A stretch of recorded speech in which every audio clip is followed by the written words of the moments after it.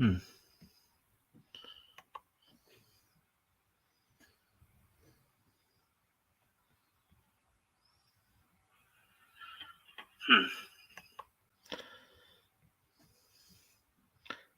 wonder why it.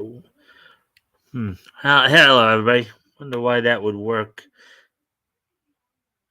Starting from my end, but not from another. Anyways.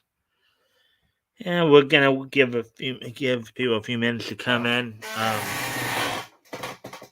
Everybody's having a good week.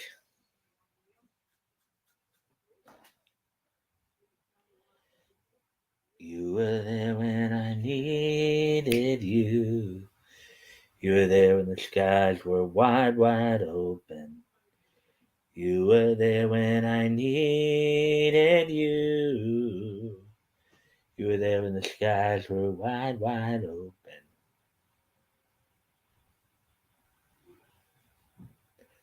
Stray, stray, as I walk alone, I live and die, everything comes to take. As I lost my world again. Oh, stray, I think about there's nothing to lose when you stray. I'm gonna live my life without you until you're gone. Stray, stray, yeah.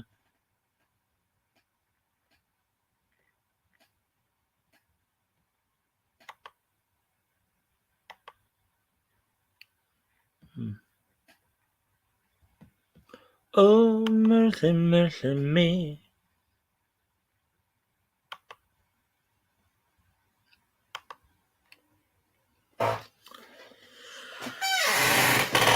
So join us in history, capture superiority, mixing with the ladies' pants, being charming never lasts. The gang will reign supreme, and always there and underside. And they are history, always have an underside. So join in the jubilee. Mass crusaders working overtime, fighting crime, fighting crime. Secret raiders who will neutralize through the fair eyes. Oh, well, hello. Hello, how are you doing tonight? Hope you're doing well. We got two people watching now.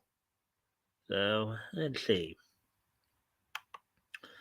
Oh, we've got something like 10 stories we'll probably be going over tonight. 8 articles, and then, of course, some wrestling roundup. Let's see. Oh, there's 2 comic stories, and then the others are one. Let me just double check here. 2, 3,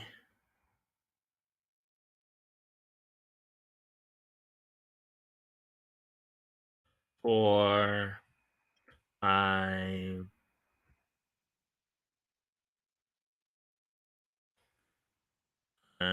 Let's see, 6,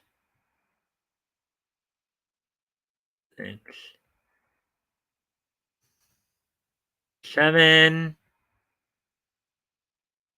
8. So 8 anime stories tonight. A lot of which is just releases and trailers. I have a couple comic stories later on. All the anime stories we'll be getting from CBR, and then the 2 comic related stories will be from Bounding into Comics, and then we will also be getting into some wrestling news as well. If you haven't already, if you can like and share the stream, see if we can get some more friendly people in here, that'd be appreciated. And with 2 people in here now, and we're coming up on 5 minutes, I think I'm going to go ahead and get started right away here. So I hope you'll enjoy the articles as I go through them.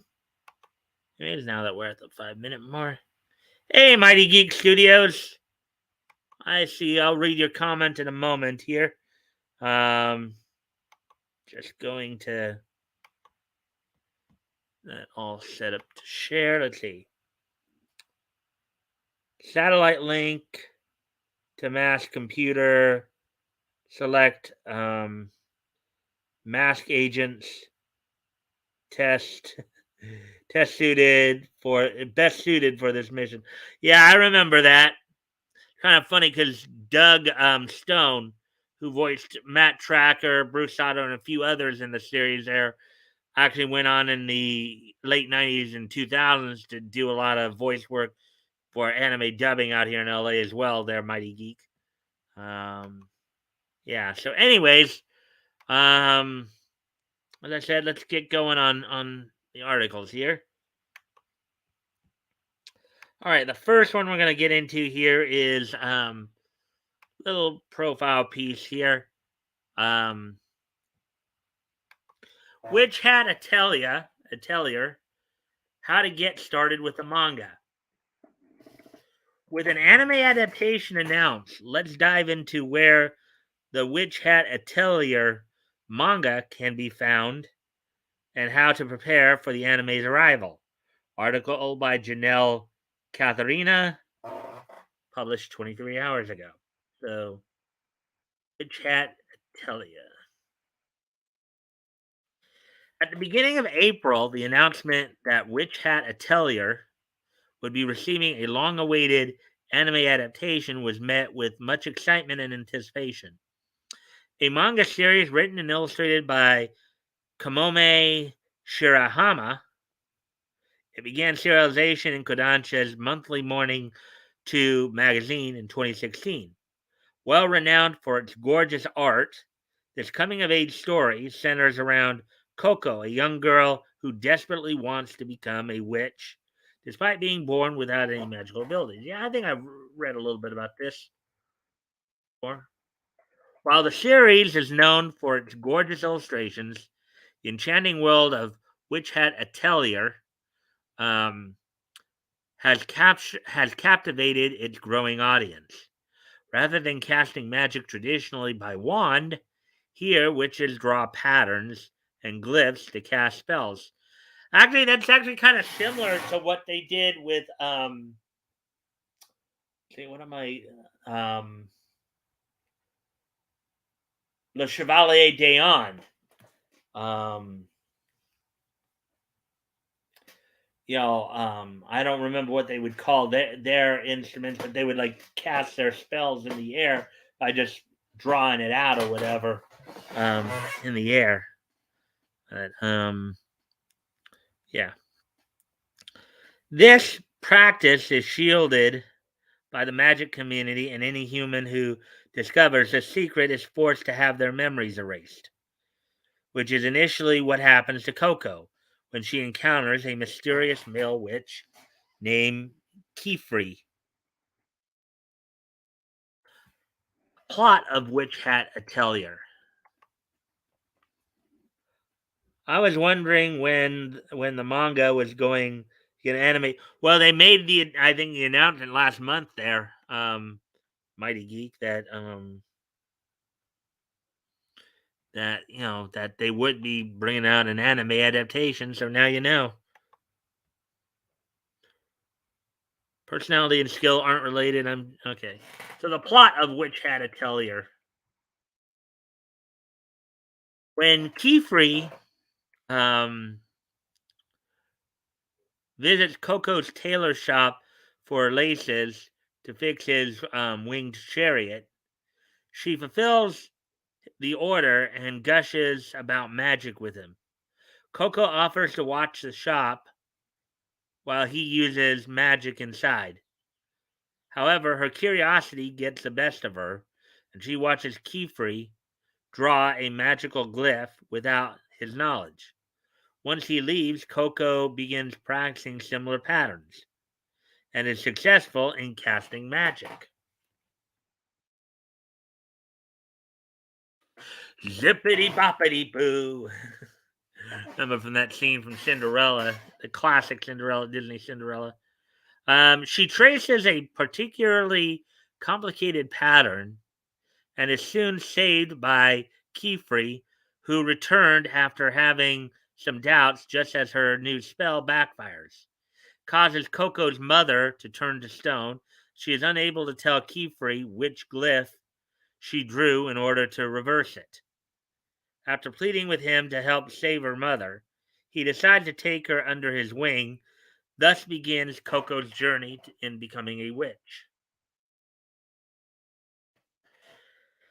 As an outsider, similar to what is considered a mudblood in the Harry Potter universe, Coco is approached with hesitation by Kefri's three apprentices, whom she meets at Kefri's atelier or schoolhouse.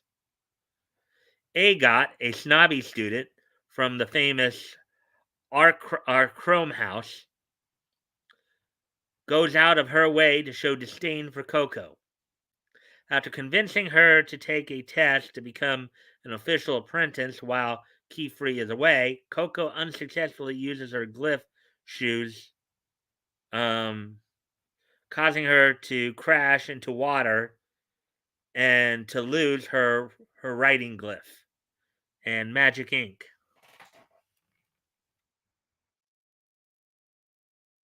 As the test could have resulted in death, Coco eventually gets over her initial sulking and makes use of a pointy rock, squeezing the remaining ink out of her soaked pouch to draw a glyph on her cloak. When Kefri comes back, Tetia notifies him of what happens and he tries to save Coco, only to find that she has successfully completed the test. He brings her official witch clothing as a masked witch from the ominous brimmed cap group states, quote unquote, the seed has sprouted. Oh, yeah. Hmm. Hey, Woody. Thanks for dropping in, my friend. If you guys haven't already, if you guys can like and share the stream, see if we can get some more friendly people in here, that'd be appreciated.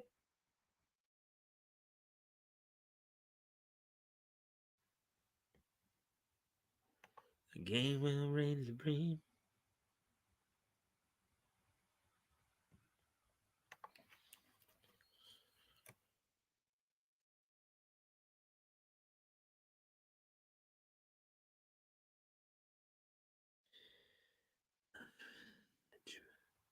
All right, where to read the Witch Hat Atelier manga? So I guess in this world, atelier, as I just mentioned, is schoolhouse. It means a schoolhouse, a witch hat schoolhouse.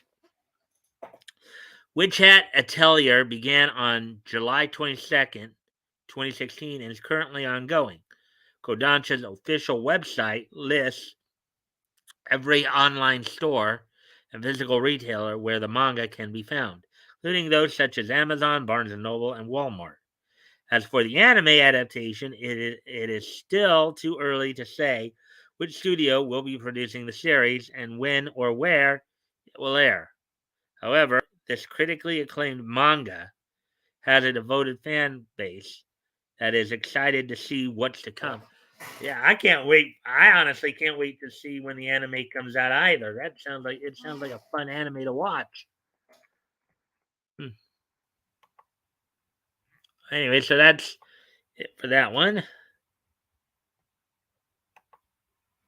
And we shall get ready to continue on here.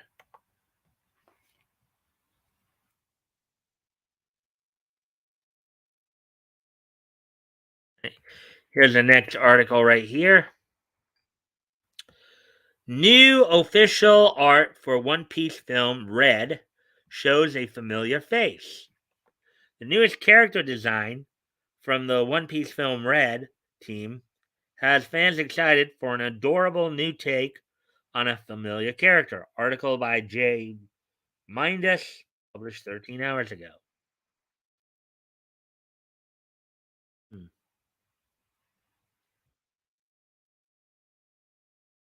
Only a month after the second trailer for One Piece film Red dropped, the creative team behind the film released a brand new sketch for an all too familiar character. I wonder, is this supposed to be a redesign? Oh wait, I guess not. I was thinking maybe a redesign of Chopper, but I just saw down the line a bit. It's not. Um, while the team has released numerous character designs, this sketch has gained attention due to its similarity to the features on the figurehead of the Straw Hat crew's current ship, the Thousand Sunny. Um, this similarity is confirmed in the caption to Instagram post, the sketch, which describes it as quote Sunny Coon's setting picture unquote.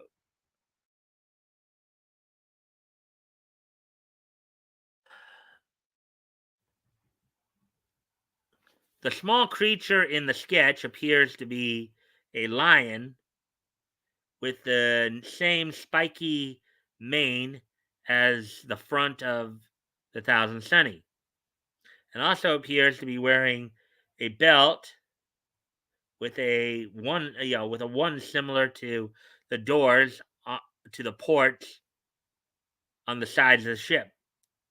Um, Even without the photo caption, the character is instantly recognizable as the beloved ship. There it is right there. There's some black and white stuff, I guess.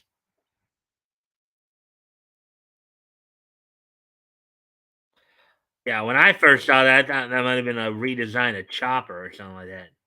Caption translation: drawn by Oda, Sunny Kun setting picture lifted. I've had a lot of adventures with the crew, the Thousand Sunny. Surprising transformation with this work. Running around on the screen. While it's not confirmed what role this adorable character will play in the movie, the franchise does have a history of turning its ships into characters. Um, all the way back to the Skypiea arc, Usopp saw the spirit of their ship of the time, the Going Merry. Yeah, I remember that. Appear as a Klabauterman, a small ghostly figure repairing the ship.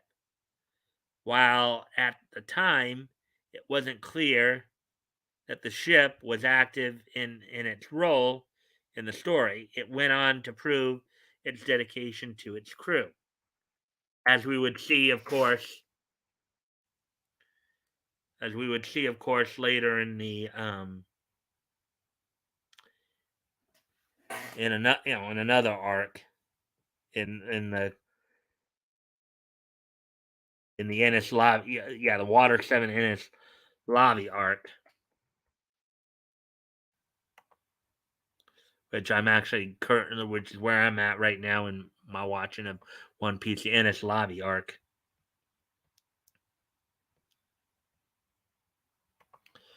In the later Water 7 and Ennis lobby arcs, Usopp valiantly defended the ship as an important member of the Straw Hats, given all the crew and the ship had been through together. This was understandable. At the end of Ennis lobby, his argument was confirmed as the Mary saved the crew before finally falling apart. This heartbreaking farewell to the Going Merry is one of the most memorable emotional scenes of the entire show, leaving the crew in tears and in need of a new home built by their newly recruited shipwright, Frankie. The Thousand Sunny entered the franchise post Ennis Lobby arc and has remained a reliable force ever since.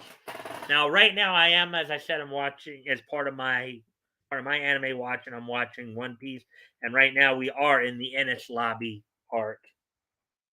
So I'm in the kind of. I guess I'm not kind of towards the end of it.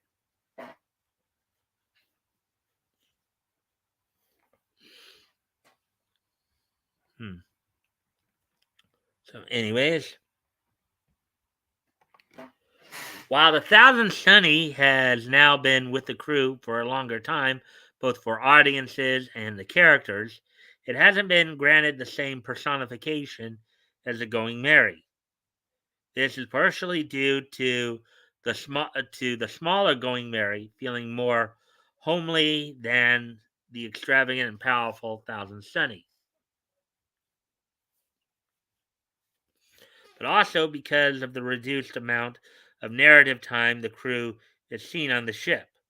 Following the time skip, the franchise has spent more chapters in extended battle arcs away from the ship, with fewer opportunities for crew bonding on the decks. The Thousand Sunny has played less of a role than the Going Merry, but this film might change that. Yeah, during the we did see a lot more of the bonding stuff from the Going Merry prior to Ennis Lobby.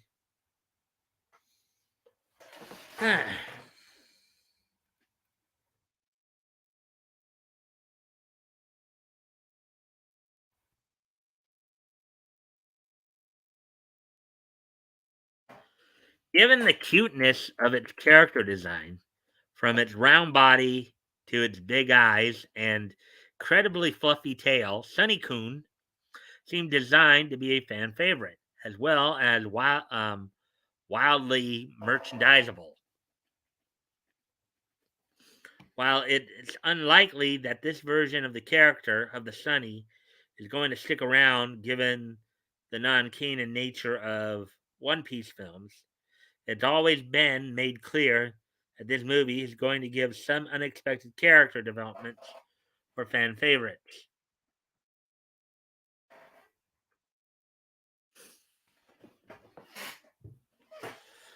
From Shanks having a child to that child being a superstar, official trailers and releases have so far raised more questions than they've answered. And regarding the plot of the upcoming film, the buildup of intrigue and excitement is maintaining the August release of One Piece film Red as one of the most highly anticipated anime events of the year.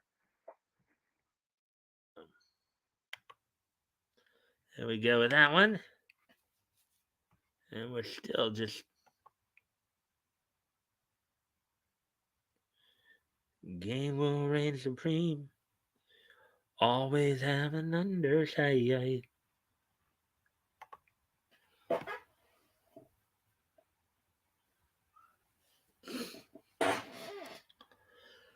Alrighty then, let's see now.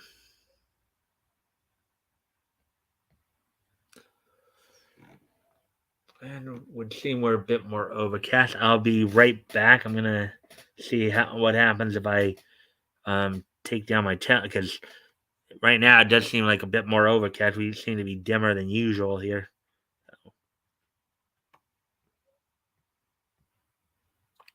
I'll be right back.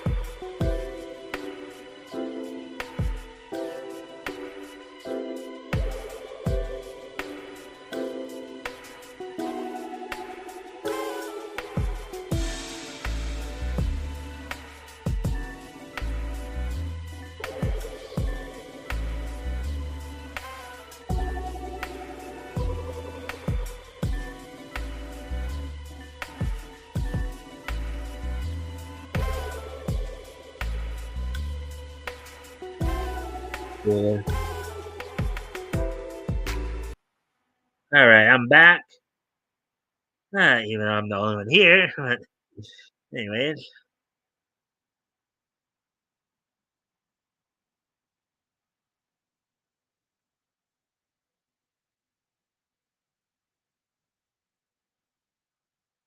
all right. So, anyways, getting ready to move on to the next article then.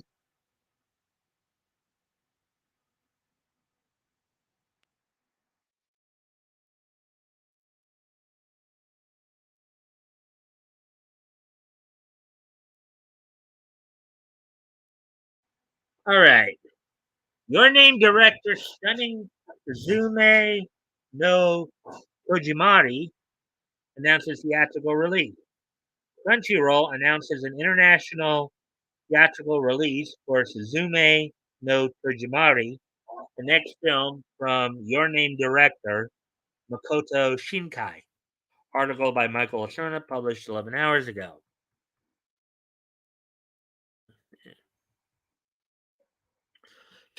Yeah, I think I remember hearing about this film too. So let's see what they have to say about it. Suzume no Tojimari, the next film from Your Name and Weathering with You director Makoto Shinkai, has been picked up for international release. The highly anticipated 13th film from the director will be released outside of Japan as a collaboration between Crunchyroll, Sony Pictures, and Wild Bunch International. The anime streamer will distribute the movie in North America and will team up with Sony Pictures Entertainment to release the film in Latin America, South America, Australia, New Zealand, the Middle East, Africa, and portions of Europe. The three companies will also work together to distribute. I think they put in "will" by accident there, but to distribute the film in both French and German within Europe. A final premiere date for the animated movie has yet to be announced, but Crunchyroll lists it as an early 2023 release. As with many of his previous films, Suzume no Tojimari is being both written and directed by Shinkai. Shinkai will once again work with character designer Masayoshi Tanaka, who previously worked with the director on Your Name and Weathering with You. The animated film is being produced by Comics, Wave Films, and Story Inc., with Toho distributing. The film is described as a coming of age story focused on the titular Suzume, a 17-year-old girl who lives in a quiet rural town in Japan's southern Kyushu island. Um, One day, Suzume discovers a mysterious door in the middle of an abandoned and ruined building and is compelled to open it. When she does, however, similar doors suddenly sprout up all over Japan, unleashing disasters whenever they are opened. Oh boy! Yeah, I remember reading about this. Uh,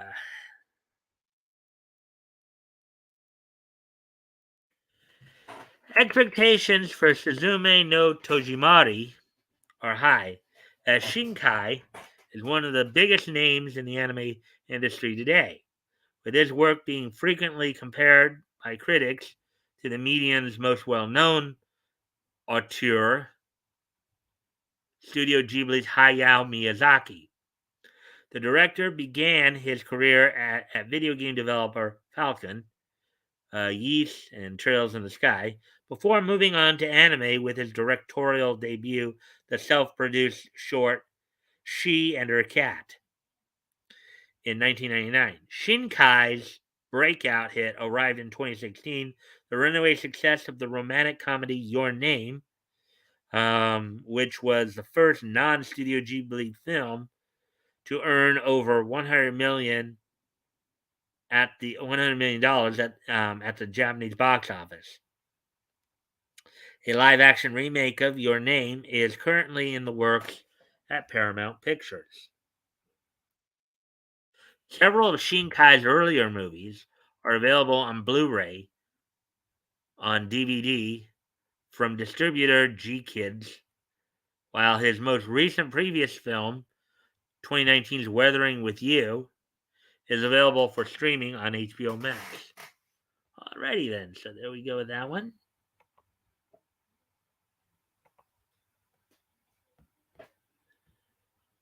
Okay.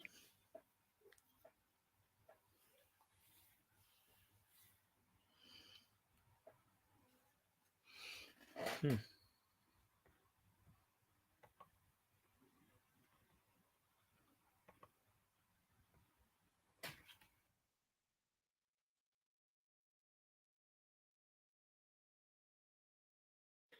Okay, now we'll get ready to on to the next story. Here's the next story we're gonna go to. Yu-Gi-Oh! Sevens finally confirms U.S. streaming debut date. Yu-Gi-Oh! Sevens, the 2020 anime series that commemorated the 20th anniversary of the franchise, is finally scheduled to premiere in the U.S. Article by Haley McCullough, published 9 hours ago. Yu-Gi-Oh! Sevens, which premiered in Japan back in April 2020, is finally set to make its debut in the United States. As originally reported by Anime News Network, Sevens will premiere on Disney XD on June 6th on Hulu on June 7th. It was originally created to celebrate the 20th anniversary of the original Yu-Gi-Oh! Duel Monsters anime series, which occurred in 2020. Konami originally promised this entry with the franchise with the tagline, quote, "The history of the Yu-Gi-Oh! Anime series will change," unquote, referencing the change that the series brought to the rules of the Duel Monsters card game. Yes, and I think we read something yesterday where Change of Heart was coming back to in a limited capacity.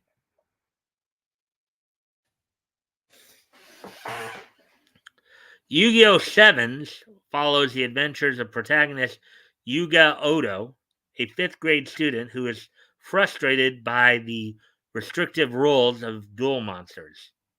He creates a new style of dueling known as rush duels, which quickly gain popularity and attract the attention of Goha Corporation. Studio Bridge animated Sevens with a creative team that featured several notable anime industry veterans like director Nobuhiro Kondo, who previously worked on Sergeant Frog and Muyo and Roji's Bureau of Supernatural Investigation, and writer Toshimitsu Takuchi, whose credits include Haikyuu and The Prince of Tennis. So a couple of sports-related animes. Production on the series was delayed multiple times due to the outbreak of the COVID-19 pandemic. However, 92 episodes were eventually released, and the series finale, entitled "quote unquote" King of Duels, finally aired in Japan last March.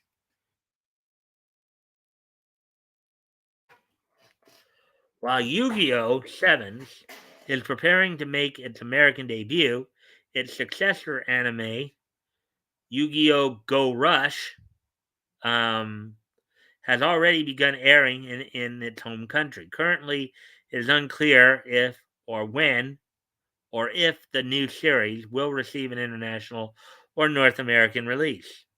The story features the first extraterrestrial protagonist for the Yu-Gi-Oh! Franchise, Udias.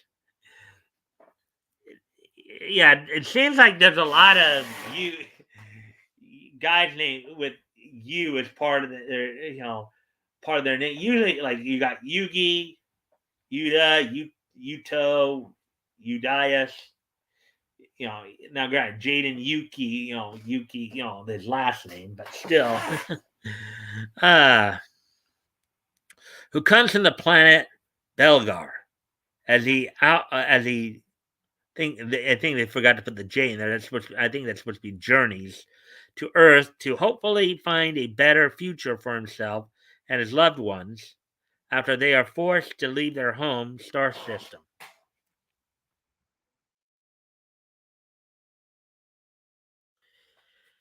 In addition to the new anime series, a brand new Yu-Gi-Oh manga series began serialization in Shueisha's V-Jump magazine in April.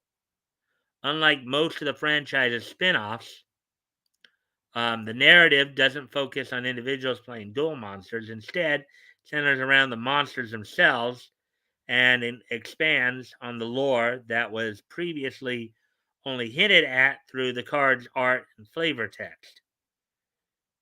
Several of the classic Yu-Gi-Oh anime series are available on Hulu and Crunchyroll. So there you go. With that one.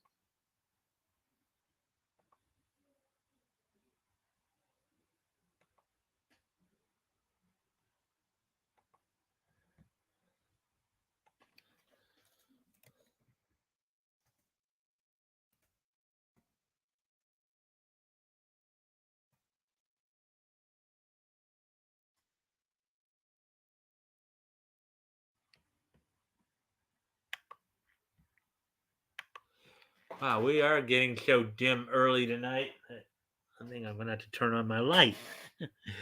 All right. Anyways, I'm gonna go off camera here for a moment or two. I'll be right back.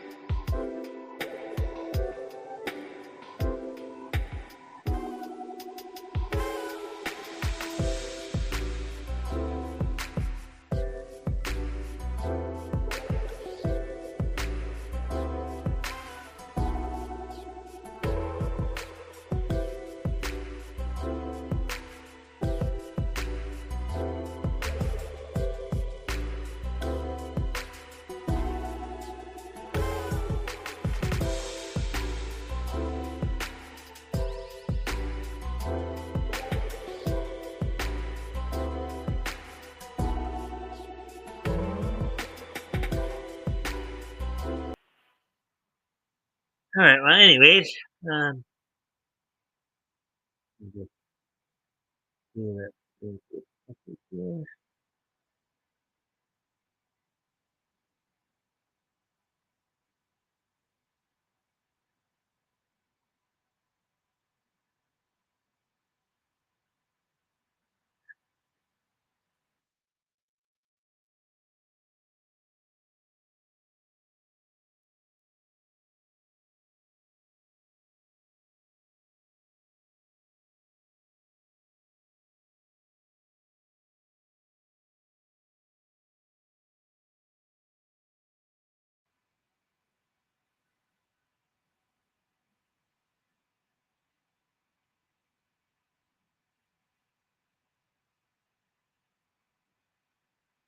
Maybe. Oh, anyways, we're now just beyond the 40-minute mark, so let's move on to the next story here.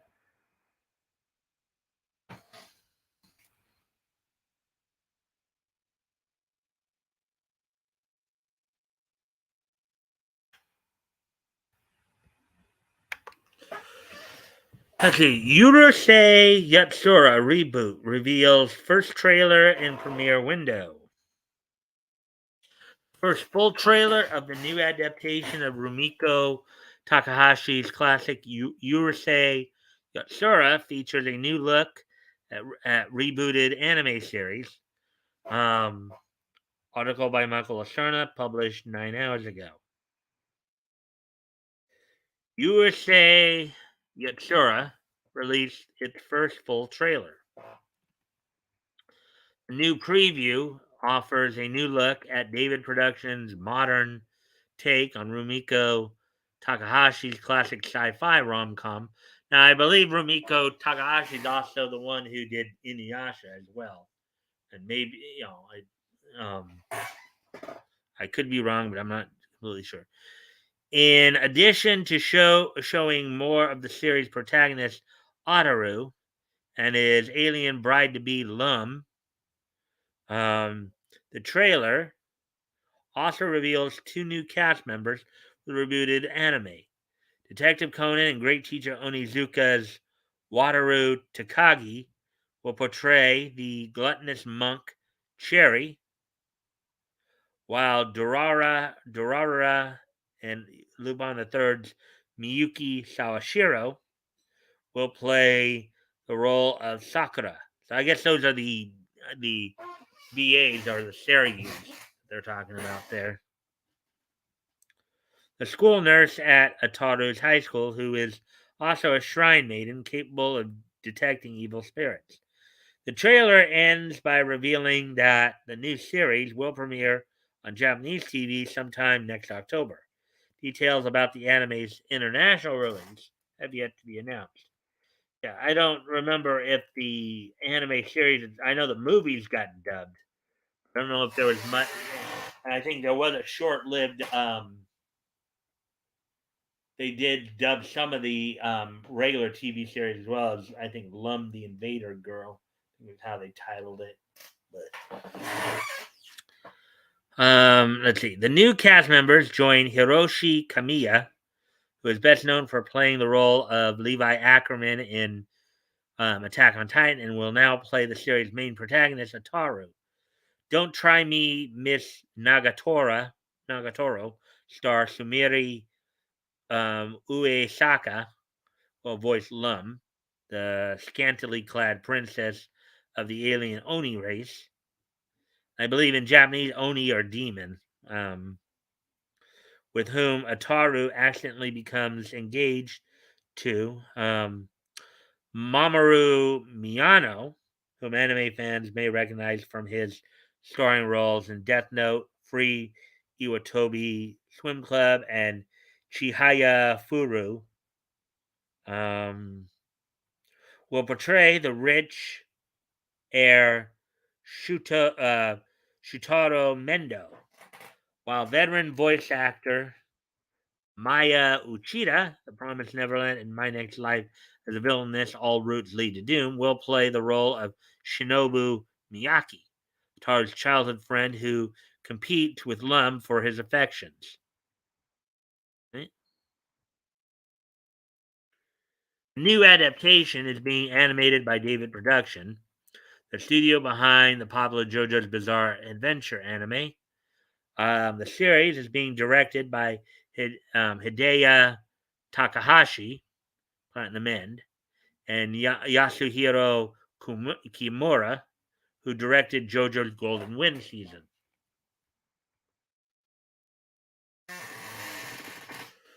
Urusei Yatsura was the first hit from manga author Rumiko Takahashi, who would later go on to create series such as Rama One Half and Inya. Okay, yeah, those are. I thought so. I remember hearing something about that. and is now celebrated as one of manga industry's most influential, important creators. Um, David Productions' reboot will be the second animated adaptation of Takahashi's manga.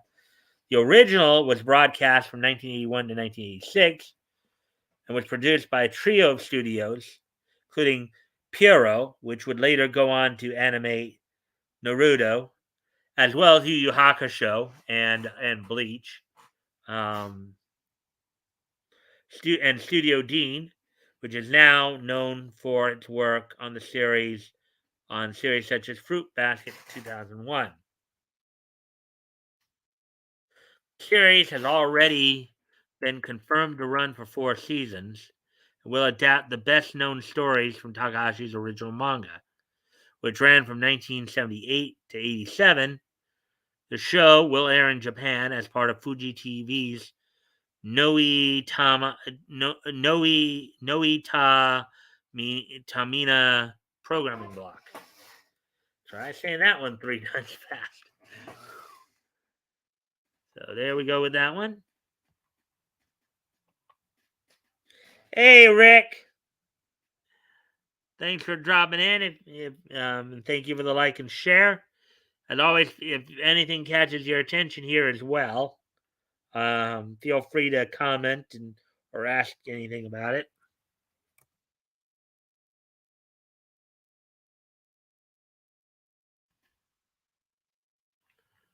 Anyways, we get ready to move on to the next story, next article here.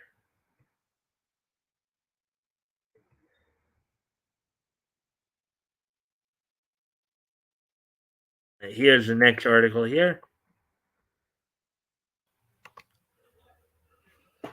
Full Metal Alchemist debuts new look at live action Kimberly, Miles, and Winry's father. Full Metal Alchemist shares new images of Kimberly, Miles, and Yuri Rockbell from the series' two new live action films. Article by Renee Senzatamore, published 6 hours ago.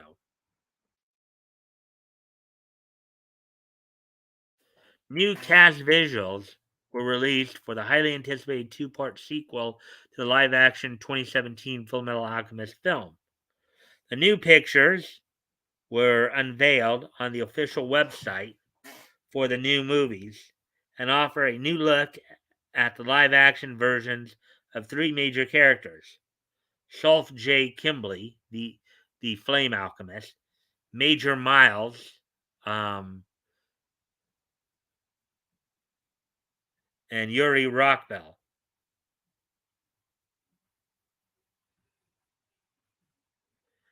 The pictures were accompanied with statements from the actors who portrayed each of them, which were translated by Crunchyroll.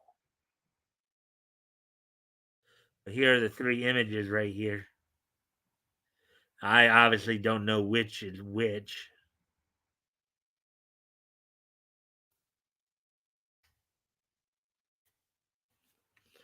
The villainous Ishvalan war veteran Kimberly will be played by Yuki Yamada, who in the promotional image is shown with his hands thrust outwards and a devious smile on his face. So Kimberly is, and I had a feeling that's what it's the guy down here, basically. This guy on the bottom here. You can even see the alchemist marks on his hands there. I was very happy and grateful to receive the offer.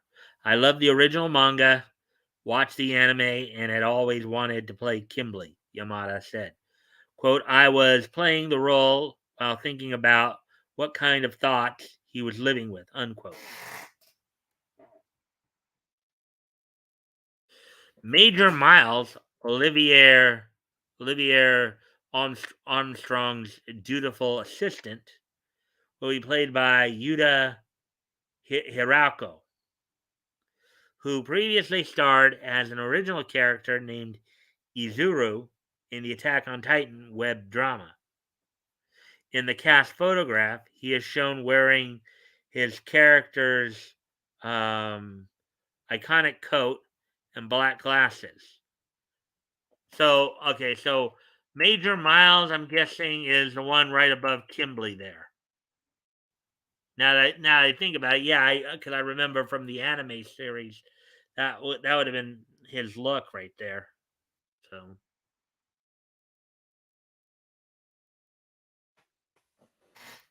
quote, I was very happy when I got the role.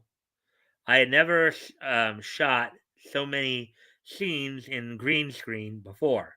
So the biggest thing was to see what the finished project would look like, Hirako said, unquote there. Quote, it was very difficult for me to imagine and perform the image by myself, unquote.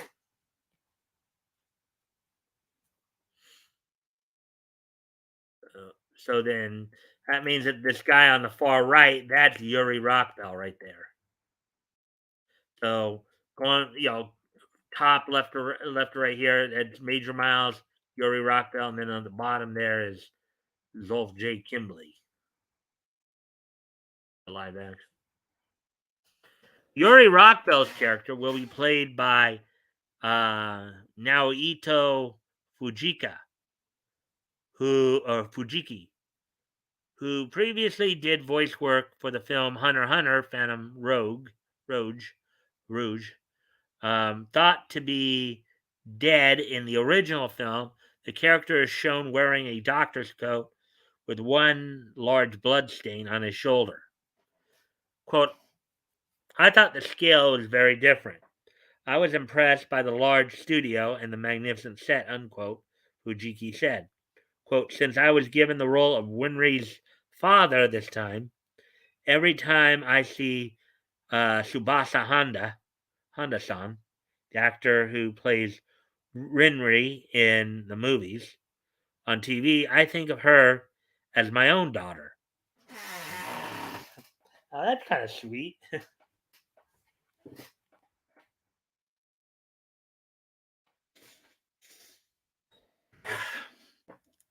The two new live action Full Metal Alchemist films are being released as part of the 20th anniversary celebration surrounding the original publication of Hiromu Arakawa's manga. The first live action Full Metal Alchemist film, released in 2017, covered the events of the first four volumes. The second film, Full Metal Alchemist Final Chapter The Avenger Scar, will center on the conflict between Edward Elric and Scar, one of the show's primary antagonists. The third film, Full Metal Alchemist Final Chapter The Last Transmutation, will cover the remainder of the story.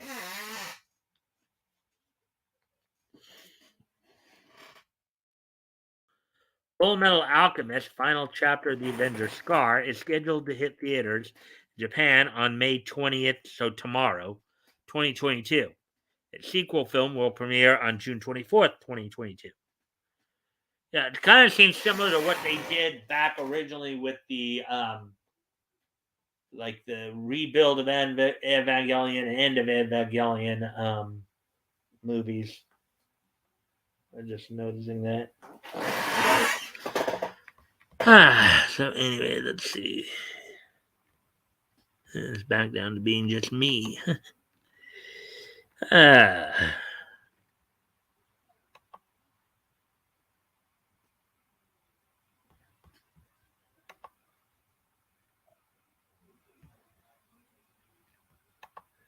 What would you say? Come talk to me.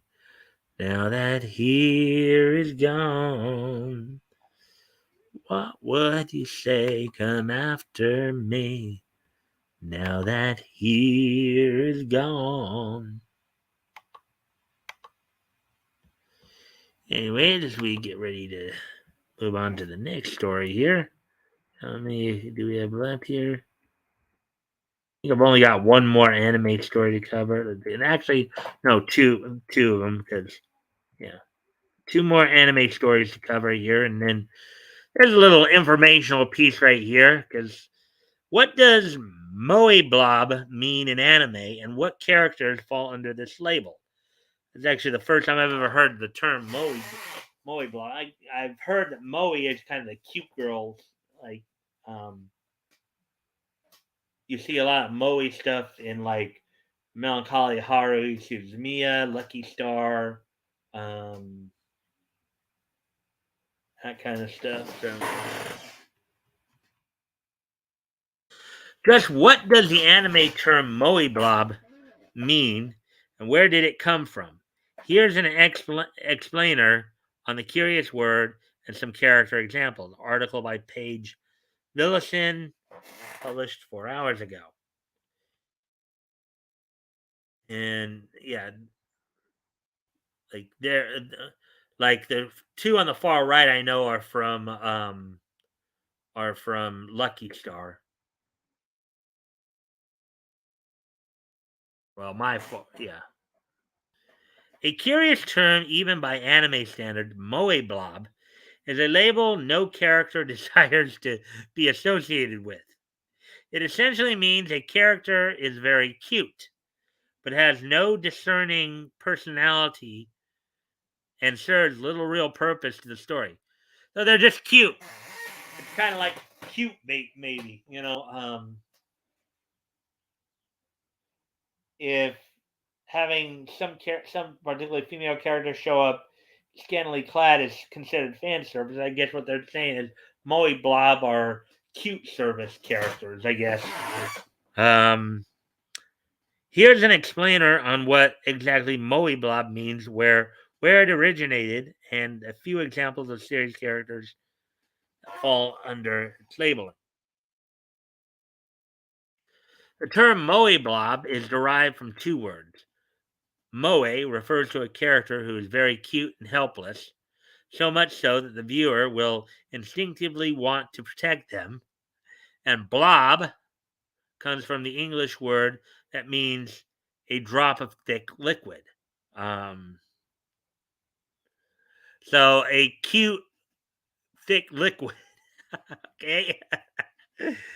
When combined, it creates a less than affectionate word referring to cute characters, often female, whose entire personality revolves around them being cute and weak. Here are some examples. Okay, so a cute blob. Okay. Uh,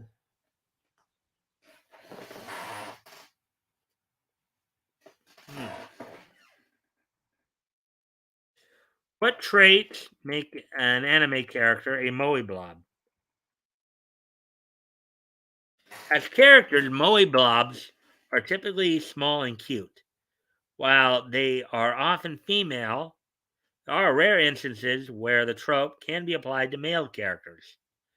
These characters are usually shy and soft spoken, which often results in poor social and communication skills.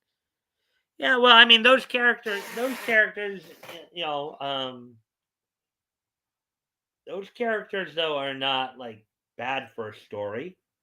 You know, especially if you develop them in a way to where they come out of the shy and awkward aspect of it. Let's see. When crying, they never ugly cry. Their eyes will get big and watery, and their cheeks will puff up and turn red, making them look even more helpless than usual. Oh boy, okay. Uh, yeah, I think we've all seen characters like that. Aharen from the currently airing Aharen San is Indecipherable is a perfect example of this. She ticks all the necessary boxes to qualify as a moe blob, especially the small and cute part. Her smallness, in particular, is often highlighted in the show by comparison to her seatmate and co-protagonist Raito, who just about towers over her. Like most moe blobs, Aha-Ren has poor social skills, which is why she had no friends prior to meeting Raito. Everything about her character just screams, quote, "Look at this small schoolgirl. Isn't she cute? Don't you just want to protect her?" Yeah, that's kind of a nice kind of interaction to have. Moe, quote unquote, as a genre in anime. This again is this scene's from Lucky Star right here. The term moe came about in the late 90s and became popularized as a genre sometime in the early 2000s.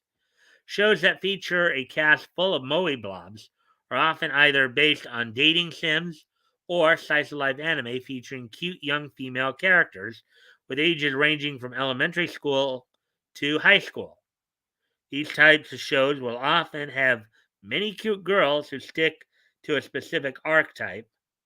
The short one, who's older than she looks, the school idol, who seems to be particularly perfect in every way, except, of course, when it comes to love, the temperamental tsundere, the quiet dandare, and occasionally secretly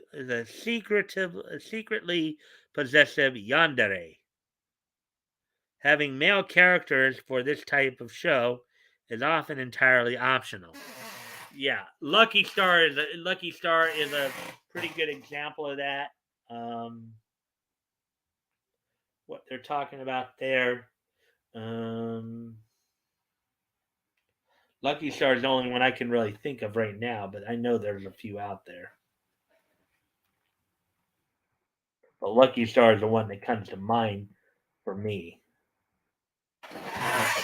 Kyoto Animation was one of the first studios to really popularize this genre, especially in the West, with many of its earlier works being adaptations from Key's popular dating sims, such as Air. Air's another one. Air's another good one. Yeah, Air, Kanan, and Clanid.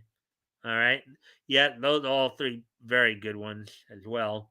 Um, it featured high school aged girls that yelled out things like "Ugu," spoken in third person, and obsessed over cute mascot characters.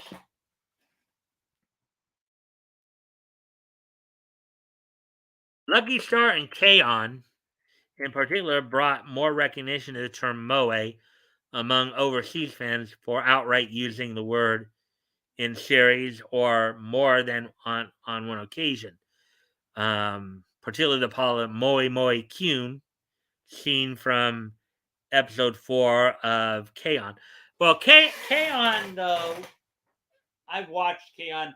I wouldn't say it's strictly a Moe blob anime. Okay, it's Moe because yeah, you do have four cute girls, but they're not they're not really helpless. Okay, K-On! Is about four four middle school age girls who basically put a rock band together and actually have some success. So it's a little bit K-On's a little bit more than just Moe. The studio soon became a well known for its signature soft, puny plush art style that's present even in Free and Surune, two sports animes with a predominantly male cast. Um, yeah, I don't know about Sarune, but Free Iwatori Swim Club. Yeah, that's another one they're talking about. That's basically about a bunch of guys who are like on a swim team. So,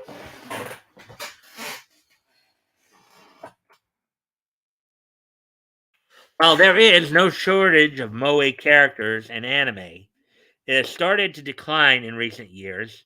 Even KyoAni, the master of moe, has begun to branch out to other genres in recent years. In fact, Despite Lucky Star and K-on's popularity in the mid 2000s, both shows never received popular conclusions, with Lucky Star getting an anime original ending and K-on concluding on the graduation of the initial cast with no word of adapting their college adventures in a sequel anime, which is a shame.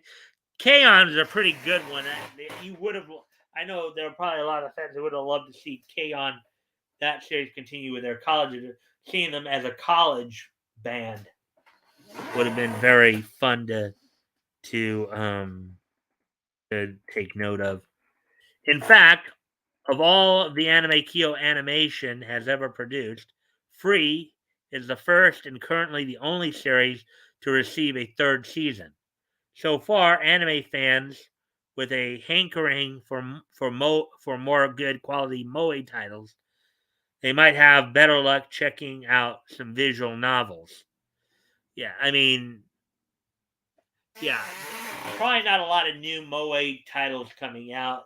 It's been on the decline, but you've had other stories, other genres like isekai coming more and more popular of late. You know, and I think part of the problem the moe anime are facing right now too is the twidiots out there. Because you know because we know the twidiots probably think that moe is a bunch of child enthusiasts. So,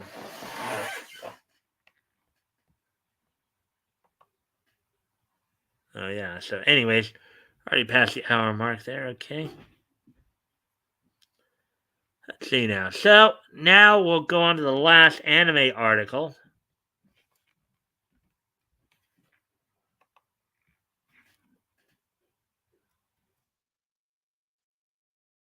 This is kind of a get to know type of article here.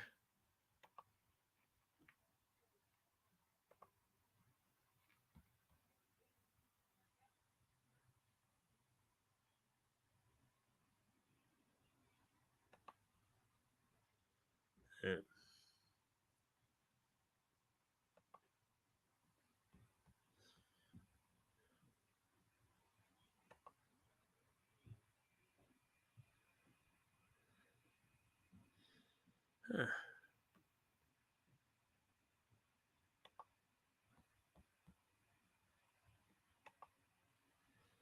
All right. Oh wow, we got hello. Glad to see a second person has arrived. I'm now about to get into. Well, I'm going to hit the last anime article here. Then I'll get into the I'll get into the comic. There's only two, right? And all that.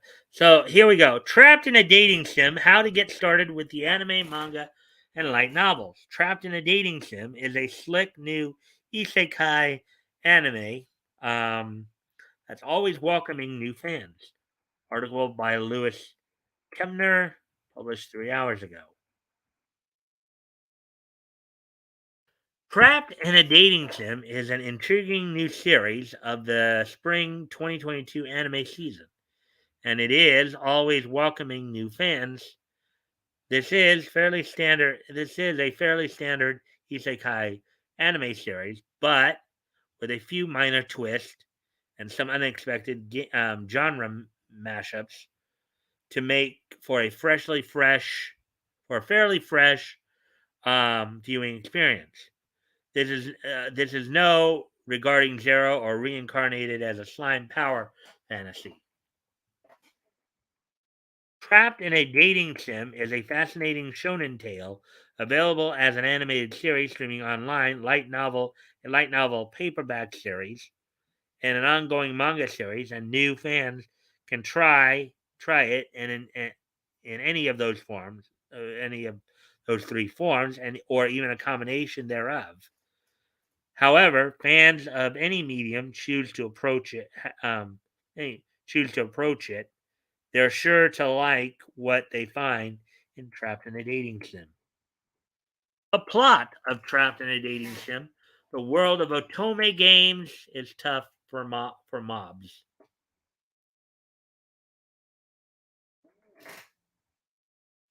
Otome games are like otome is a Japanese word for maiden.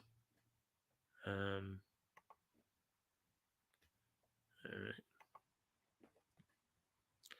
Hello, you fool. I love you. Wanna join the joyride? Join the joyride, yeah.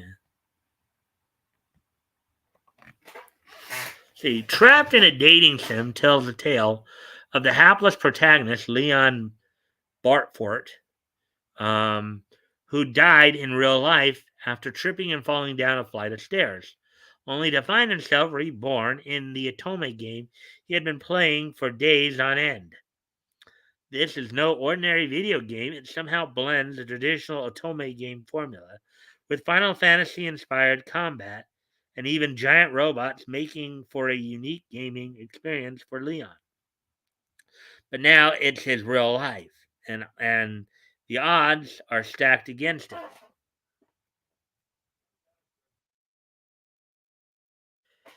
This is a matriarchal world where women hold the power, and young men can only hope to marry up and live off the influence and power of their wives and their families. And it's even tougher for a third born son like Leon Bartfort, the countryside son of a minor noble family. Leon must enroll at the local academy and navigate the vicious social jungle of rumors, bullying, gossip, and feuds to survive. And there might even be a second isekai character on the loose who is plotting his downfall. Leon will need all his allies, wits, and weapons to make it as a background mob character in this Otome game world of giant robots and jealous girlfriends. Where to read the Trapped in a Dating Sim manga light novels.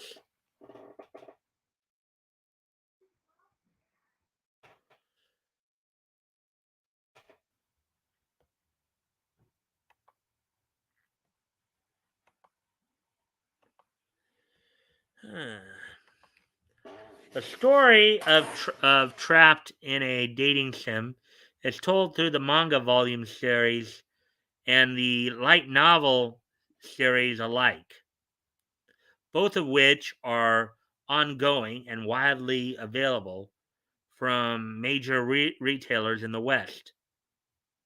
Um, to begin with, interested fans can find the volumes of both series on Amazon's um, online catalog, with the manga series having 7 volumes and counting, and the light novel series having 9 so far. Barnes and Noble's own um, online catalog features these volumes as well, as does Right Stuff International's Right Stuff Anime's um, online catalog. Interested fans should take care to tell the manga volumes and the light novel volumes apart and not mix them up if they buy one but not the other.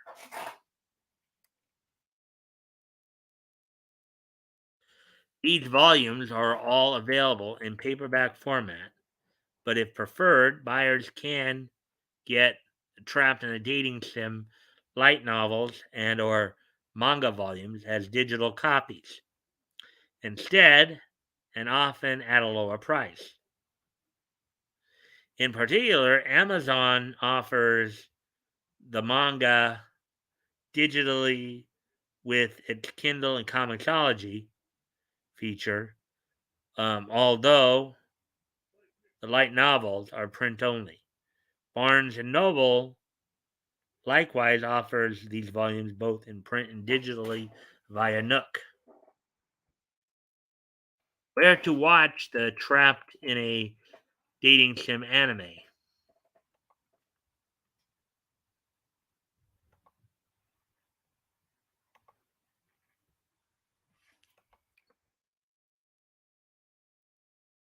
So far, the anime version of Trapped in a Dating Sim has only a limited release, but fortunately for anime fans, it's still easy to stream and in a variety of languages. Two, Western fans can find it on Crunchyroll, with new episodes streaming every Sunday in North America. There is not yet a Blu-ray DVD release for this anime. Trapped in a Dating Sim can be streamed in a wide variety of languages, starting with the original Japanese dub, which offers subtitles in English, French, German, Italian, and several more. The anime is also dubbed in a handful of languages, these being English, German, and French. All right, so there we go with that one. Now we'll get on to the comics. Onto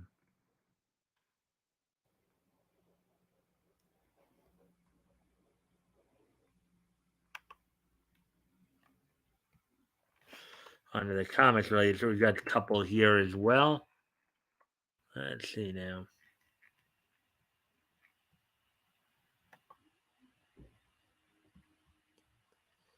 Say hello, you fool. I love you.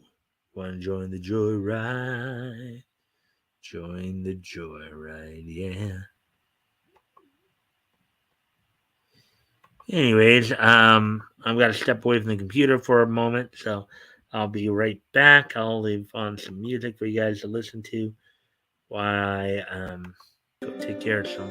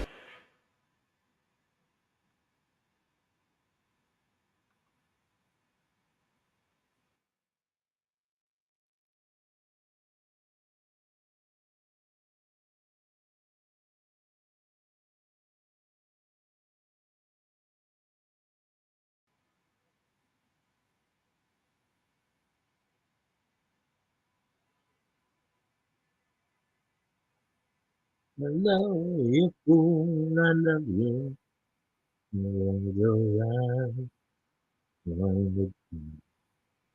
All right. Well, anyways, let's get ready to move on to our next set of stories here. All right. So here's the first one we're going to hit upon. New Teenage Mutant Ninja Turtles event series announced. These turtles team with Shredder to combat Rat King. Article by John F. Trent, published May 18th, which was yesterday. Let's go ahead and see what's going on here then. IDW Publishing announced a new 8-issue event miniseries titled Teenage Mutant Ninja Turtles The Armageddon Game that sees the Turtles team up with Shredder in order to take on the Rat King.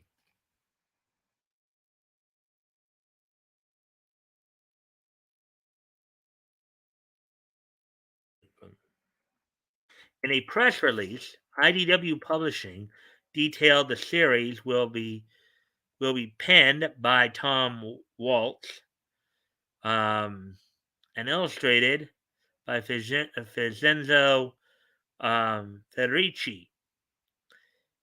It's set for release um,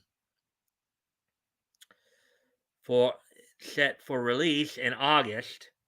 Um, the official synopsis states, quote, in the Armageddon game, the Turtles, under the leadership of Shredder, begin a dangerous quest to seek out allies against Rat King's trio of terror, Leather Krang, Baxter Stockman, and Madame Null, unquote. Quote, it's a mission that will see our heroes spread out across New York City and across multiple dimensions. But they'd better hurry because the enemies are already on the march, and with the turtles absent, Mutant Town is ripe for false flag attacks, mysterious new villains, and unexpected alliances, unquote, the synopsis continues. It concludes, quote, the time has come at last to find out who is playing the game and who is being played, unquote.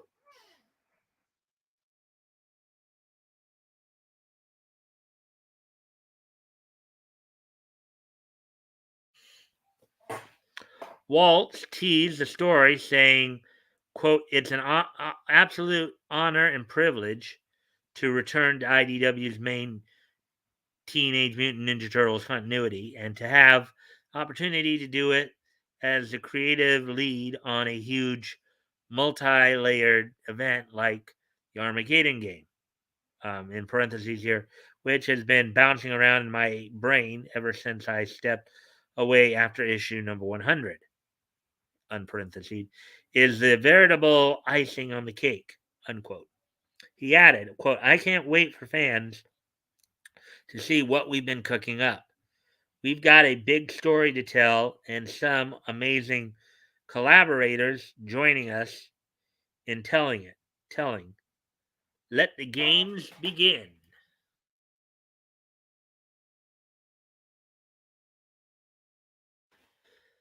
Federici also said, quote, when I was 7, I decided that I would become a comic book artist when I grew up.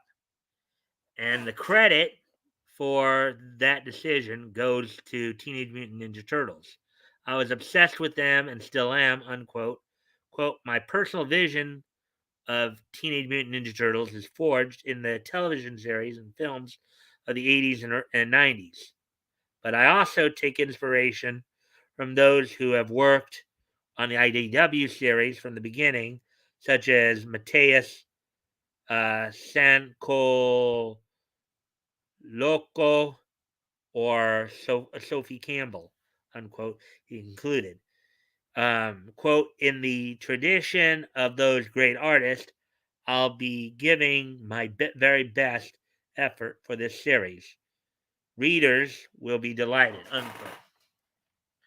Teenage Mutant Ninja Turtles, Teenage Mutant Ninja Turtles, Teenage Mutant Ninja Turtles. You're than a half shell, turtle power.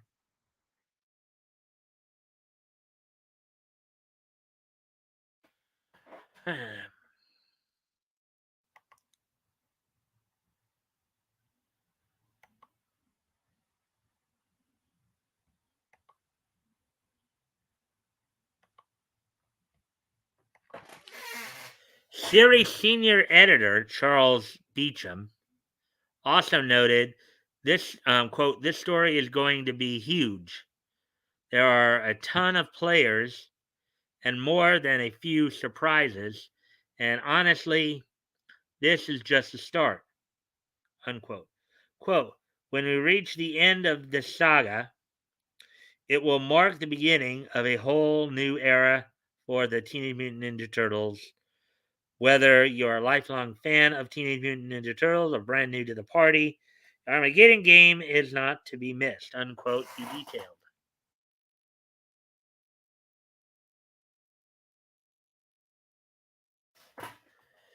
Before the event, Before the event series kicks off, IDW will publish Teenage Mutant Ninja Turtles Armageddon game opening moves in July.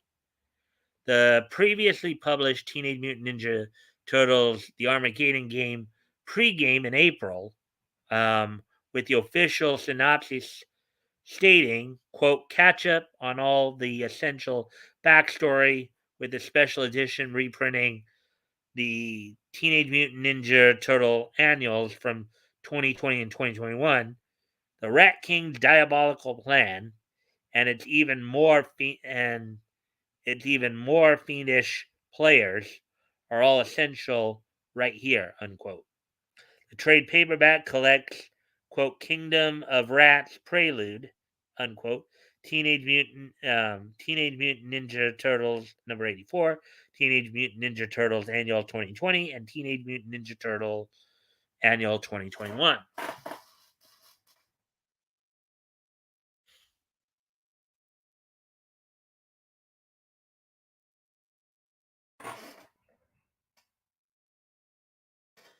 First issue of the main event series will feature two variant covers by Federici and Teenage Mutant Ninja Turtles co-creator Kevin Eastman.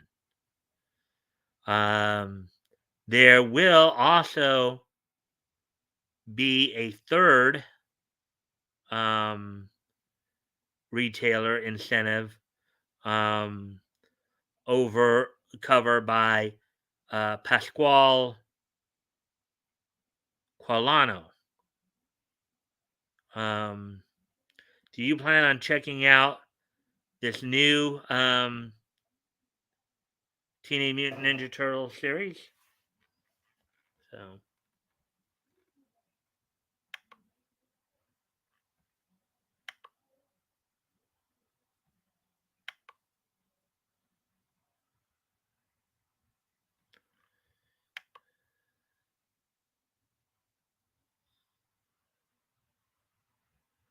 an hour, 30 minutes. Okay. So we have one more article to read, and then we will start to wind things down a bit here. Let's see. Well, just past the hour 30 mark here.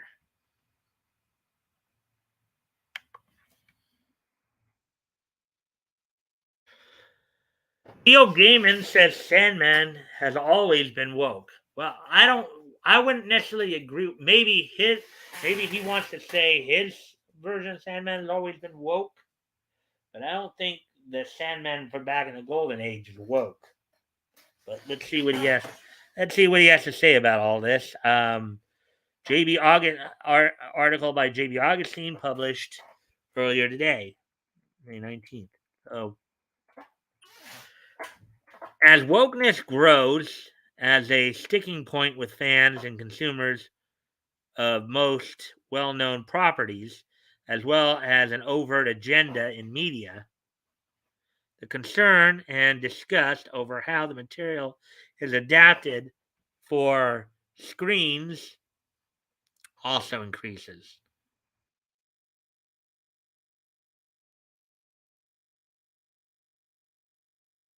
There's anxiety and pushback brought on by Netflix's take on The Sandman, for one, though the source material is the furthest thing from conservative or wholesome, with fans expressing their worries and criticisms to the author and originator of Dream, Neil Gaiman. Yeah, I think when he's talking about, well, Sandman's always been woke, his Sandman has always been woke. I don't believe the Golden Age Sandman was ever woke. So he is taking the time to answer questions and misgivings of those dismayed by, for example, gender swaps in the cast, notably Gwendolyn Christie as Lucifer, and Gaiman says not to worry, Sandman was always woke. Recently on Twitter, nonplussed and defiant in the face of charges the Sandman series will be woke and suck before it goes broke, Gaiman wrote, quote, Sandman went woke in 1988 and hasn't gone broke yet. Yeah, he's talking about his Sandman.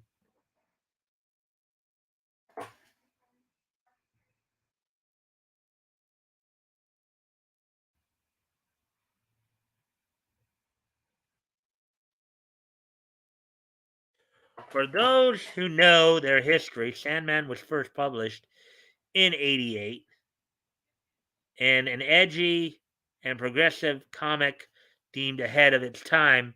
Gaiman is right objectively speaking, and being the best judge of his own work, he would, however, disagree with the notion that it was, quote, ahead of its time, unquote, somewhat. All right. This version of the Sandman character is what they're talking about. Neil Gaiman's version of the Sandman character. Hmm. The prolific writer actually contends Sandman has never changed. Quote, whatever it was then, it's the same thing now. Not so much ahead of its time, though, because time has caught up. Unquote. He later tweeted.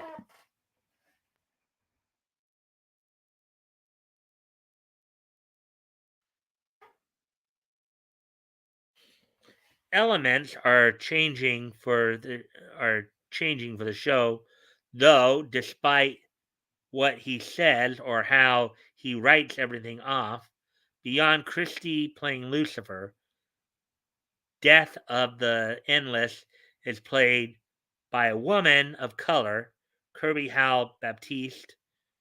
John Constantine was replaced by his female ancestor, Jenna Coleman. Jenna Coleman, I guess, is the actress. Um, and Desire is non-binary. And none of that was in his original take.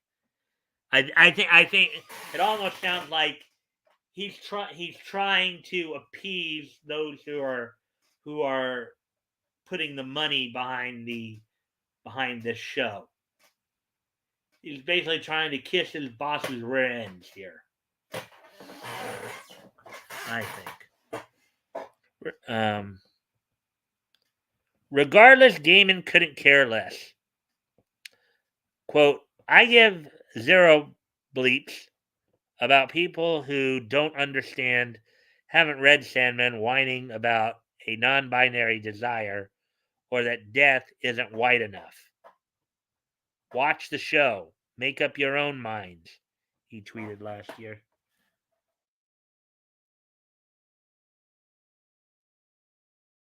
Gaiman um, also made it clear before he was pulling for a transgender friendly writer's room out of respect for the ongoing story's trans content. Put another way, wokeness has always been on the table for this project, whether Sandman started out that way or not. Gaiman is nothing if not consistent on that. Are are your feelings about Sandman the comic and the Netflix series affected by the above. If you have a thought or two on that and Gaiman, well, there have been okay, yeah, Gaiman did his own Sandman, the Dream of the Endless and all that, um, on the Vertigo title. That Sandman is different from the original Sandman from back in the 40s. So, anyways, so yeah, so we got all the stories done.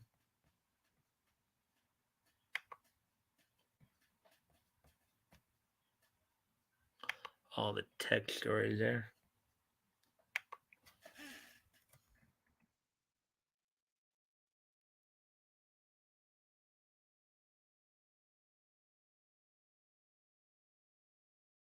Anyways, so we're at hour 38 now. So let's go on to some of the wrestling wrap up here. So on to some WWE news.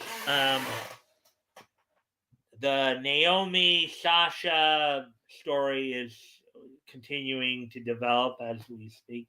So one of the things that's come out is Naomi's contract was actually coming up here soon. There has been some talk that they had been in negotiations with her. It's quite possible she may not suffer any serious consequences, only because um, again she is through marriage a part of the Anoa'i family, Anoa'i Samoan family. She is the wife of Jimmy Uso, aka Jonathan Fatu. Of course, that would make her the daughter-in-law of Salofa Fatu, better known to most fans as Rikishi. They're on therefore. So, and as had been previously mentioned, there are people who believe Naomi may be getting manipulated by Sasha. This whole situation seems to be driven more by Sasha than by Naomi, as it looks like the WWE rather, was looking to start pushing Naomi a little bit more in singles. It looked like they were going to, from what the story was, they were both getting pushed. They're both going to have a change. Now, some people are saying that they were both going to get the next match against the respective champion. I think they're going to have Naomi was going to win the 6-pack challenge, and she was going to be taking on Bianca Belair, and Sasha was going to eventually be going up against Ronda Rousey. But but apparently, from what was been told, though they were going to they were going to come up short in both those cases. Um, Again, the whole center point of the conflict seems to be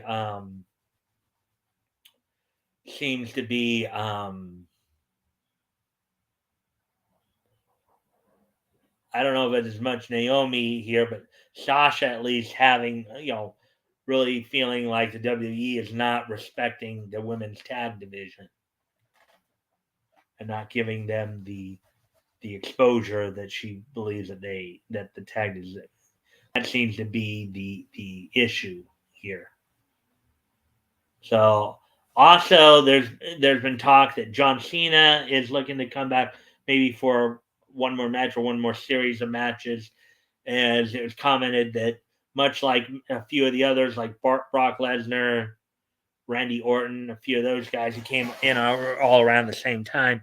Their 20-year anniversary, his 20-year anniversary is coming up soon, it looks like, and they're looking, so he's looking to come back to do some work in the WWE in between his acting gigs. And there's also a possibility, it's been talked about that the Judgment Day faction led by Edge, who right now has Damian Priest and Rhea Ripley in it. There is some possibility there, at least a leaked tweet photo of Edge's indicate, may be hinting at that Tommaso Ciampa may be the next guy that comes into the faction. So, so that's like the WWE, all the WWE news right there. And then on the All Elite side of it right now, as everybody's preparing for Double or Nothing on the 29th, um, Double or Nothing is AEW's next pay per view. Already signed, of course, are for the AEW World Heavyweight Champion Hangman Adam Page will be defending against CM Punk. And then you're and then the women's title is gonna be also on the line as Thunder Rosa will be defending against Serena Deeb. And the finals, both the men's and women's finals of the Owen Hart Foundation tournament will be happening on that day. In last night's action, saw Samoa Joe defeat defeat Johnny Elite, the debuting John Morrison, who's now going by the name Johnny Elite in All Elite Wrestling. He defeated him in the wild card match, and then Ryan O'Reilly defeated Ray Phoenix in their quarterfinal match. And also, the first semifinal in the men's tournament happened between Jeff Hardy and Adam Cole, in which Adam Cole won. Speculation is they're looking for the men's final to feature Adam Cole, who they've been pushing as a major singles star, going up against Samoa Joe in the tournament. So we're gonna wait and see. And of course, Samoa Joe's still having issues with Sanjay Dutt and his crew, Jay Lethal and Satman Singh, but coming out to after that threesome went after Joe and tried to attack him. Members of Roppongi Vice, led by Rocky Romero, came out to save Joe. Rocky Romero, Trent Beretta, Chuck Taylor all came out to help Joe, back him up. And I think there was one other guy with him as well. On the women's side of the tournament, of course, Dr. Britt Baker, DMD, her surprise opponent was Maki Ito, who is a Japanese female wrestler, who at one point had actually teamed with Britt Baker before.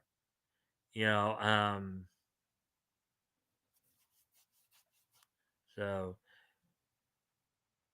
let's see. I think Maki Ito is known as the cutest wrestler in the world, and she does look kind of cute. I'll have to admit that.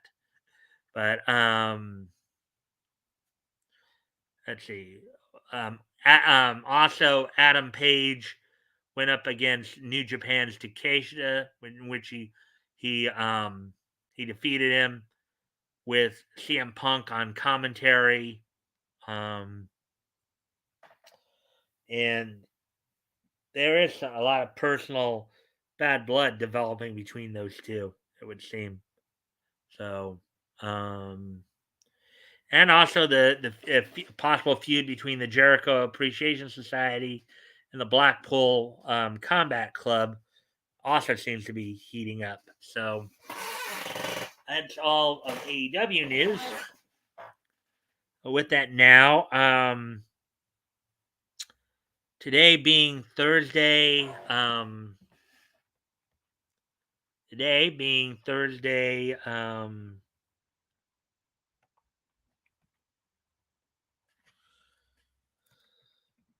Thursday, May 19th, 2021. Why don't we go ahead and take a look back at this day in Nietzsche history? History! 52, 2002, 2002, 2017, okay. All right, so first off, as we head back in time here a bit to take a quick peek at so first off, we're going to go back to 1952, which is 70 years ago today. As on this date, 70 years ago today, the fifth issue of Young Lover Romances from Toby Press went on sale on this date back in 1952. Sold for 10 cents and was 32 pages. As I've told you guys before here too, back in the 40s and 50s, these romance comics were very popular. A lot of companies were doing them. This is just another example. Young Lover Romance is number 5 here, from Toby Press. So that went on sale. As we will get ready to move on to the next piece of niche. And we were talking about Judgment Day, the faction. Well, on this date, 20 years ago today, the 4th installment of the Judgment Day pay-per-view happened. The WWE put on from the Gaylord Entertainment Center in Nashville, Tennessee. The Judgment Day pay-per-view happened. The WWE put on the Judgment Day pay-per-view. The main event saw The Undertaker defeat Hollywood Hulk Hogan for the WWE Undisputed Championship. Rikishi and Rico defeated Billy and Chuck for the WWE Tag Team Championship. Triple H defeated Chris Jericho and Hell in a Cell. Steve Austin defeated the Big Show and Ric Flair in a handicap match. Let's see. Trish Stratus retained the Women's Championship over Stacy Keibler. Of course, Trish Stratus had Bubba Ray Dudley in her corner, while Stacy Keibler had Reverend Devon and Deacon Batista. This is Batista before he became widely known, became part of Evolution. Eddie Guerrero retained the Intercontinental Championship over Rob Van Dam. And then the Sunday Night Heat match saw William Regal retain the European Championship over D'Lo Brown. So on this date, 20 years ago today, WWE held its 4th Judgment Day pay-per-view from the Gaylord Entertainment Center in Nashville, Tennessee. With that, let's get ready to move on to the next piece of niche history. And 2002 is just so nice that we're going to hit it twice. However, in this case, it's a bit more sad news. As also happening on this date back in 2002 was the passing of Earl Hammond, who is a voice actor. And granted, the name may not sound familiar to you, but two very iconic chants will definitely sound familiar to you. Ancient spirits of evil, transform this decayed form into Mumra, the ever living moon star of limbo. Give me the might, the muscle, the menace of Monster! Ha ha ha ha ha! That's right. Earl Hammond was the voice of Mumra from the Thundercat series, the 80s, the Rankin Bass Thundercat series, as well as Monstar from the Silverhawk series. On this date 20 years ago today, Earl Hammond passed away at the age of 80. Most known for his work as Mumra from the Thundercat from the 80s, the Rankin Bass Thundercat, and Monstar Silverhawks.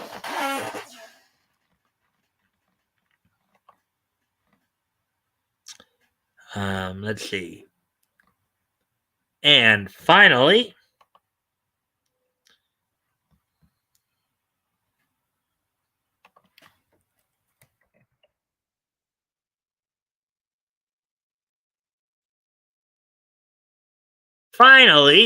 One last piece of niche history from about 5 years ago. As on this date, 5 years ago in 2017, um, Science Saru released the anime film Lu Over the Wall on this date 5 years ago today. So on this date 5 years ago today, um, the anime movie Lu Over the Wall, produced by Science Saru, um, premiered on this date in Japan 5 years ago. All right, so with that, guys, um, I thank you guys for being here. Don't forget, tomorrow night we will be concluding our coverage of January 1939 in comics history. We'll be looking at Jumbo Comic Volume 1, Number 6. We'll, of course, be reading a little bit of Sheena of the Jungle, along with Gilda Gay, the Modern Girl, and uh, Weird Stories of the Supernatural, The Secret Diary of Doctor Hayward. Batgoat will hopefully be with me. We'll probably be doing, he'll probably have us playing Hangman and Lowell Trophy and all that, as we're learning about the history of comics and getting some good samples in of some of the stuff from back then. I hope to see everybody there. I hope y'all enjoyed the content tonight. And with that, I will see you all tomorrow. Bye.